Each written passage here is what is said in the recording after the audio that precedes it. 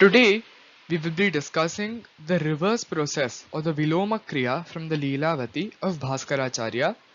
The reverse process is a method of finding an unknown quantity by reversing the operations and the sequence of operations in a question. Now, before we move on to the example given by Bhaskaracharya, let us have a look at a simpler example which gives us a basic understanding as to what the reverse process is. A certain number is added to 20 and divided by 5 and the result is 6. Find the number. So as we know, the result is 6 and it is a certain number is divided by 5. So our first step, because we have to reverse the operation and the sequence of operations. So we begin from the end of the question. The result is 6 and a certain number is divided by 5. So our first step is to multiply 6 by 5. 6 into 5 is 30. The next step, as we can see, something is added to 20. So this addition becomes subtraction, and from this 30 we subtract 20 to get 10.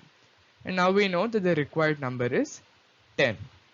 So this is what the reverse process stands for, where division becomes multiplication and vice versa, addition becomes subtraction and vice versa, squares become square roots and vice versa, and so on.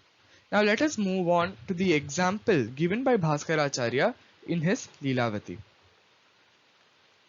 Yastrignastribhiranvitasvacharanairbhaktastatas saptabhihi swatrямशेन vivarjitasvagunito hino dvipanchashata tanmuleshtayute hrite cha dashabhir jatam dvayam bruhitam rashim vetsihi chanchalakshi vimalam bale vilomakriyam.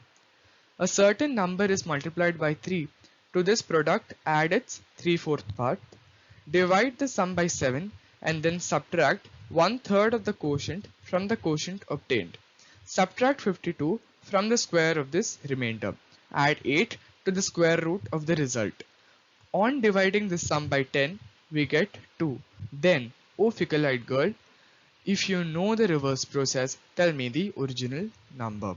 Now before we get on to solving this example, let us once again have a look at the rules which we require to know regarding the reverse process. We have already discussed the first rule, where multiplication and addition are interchanged in the reverse process, addition and subtraction, squares and square roots and so on. Now there is a separate rule for fractions, where if we have a fraction, say a upon b, and that is added to 1, it becomes b plus a upon b. On reversal, this will become b upon b plus a. The same goes for subtraction. It becomes b minus a upon b. On reversal, it becomes b upon b minus a. Now let us begin solving this example. Now we know that we get 2 as the final result on dividing the sum by 10. So we multiplied this 2 by 10 to get 20. Then it says add 8 to the square root of the result. So from this 20 we subtract 8 and the square root of the result. So we square this result to get 144. Then it says subtract 52 from the square of this remainder. Now to this 144 we add 52 to get 196, and square of the remainder, it becomes square root, so we get 14. Now subtract 1/3 of the quotient from the quotient obtained.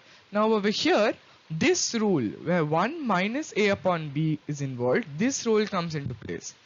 Now we have to subtract 1 upon 3, so we multiply 14 by b upon b minus a.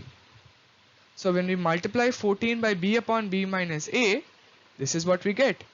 3 upon 3 minus 1, which is 21. Now it says divide the sum by 7. So we will multiply this 21 by 7 to get 147. To this product, it says add its 3/4 part. Now this rule comes into play. 1 plus a plus b.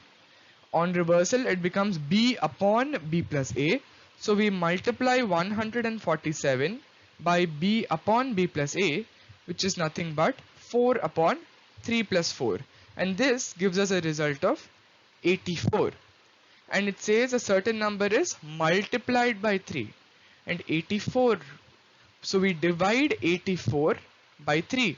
This multiplication gets turned into division. So 84 divided by 3 is 28, and hence we can conclude that 28 is the required number. Thank you.